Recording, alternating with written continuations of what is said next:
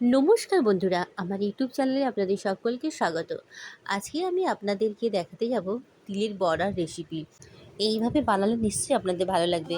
প্রথমে তিলটা ভালো করে ধুয়ে আমি এইভাবে একটু অল্প জল দিয়ে এইভাবে বেটে নিলাম। দিয়ে দিচ্ছি স্বাদ অনুযায়ী নুন আর হলুদ, দিয়ে এটাকে ভালো করে মিলিয়ে দেব। মিলিয়ে আমি এটাকে ফ্রাই করে নেব। গরম কড়াতে আমি তেল দিয়ে দিলাম, দিয়ে দিচ্ছি বড়াগুলো একে একে।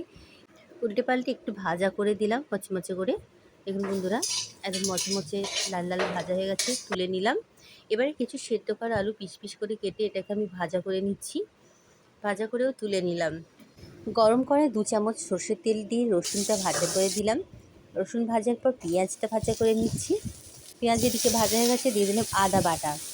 আদা বাটার পর দিয়ে দিই স্বাদ অনুযায়ী নুন, লঙ্কা গুঁড়ো, হলুদ গুঁড়ো দিয়ে এটাকে একটু ভাজা করে নিলাম। দিয়ে দিচ্ছি এখানে 2-3টে টমাটো, ছোটো ছোটো করে কেটে টমাটোটা দিয়ে অল্প একটু মশলা বাটার জলটা দিয়ে দিলাম।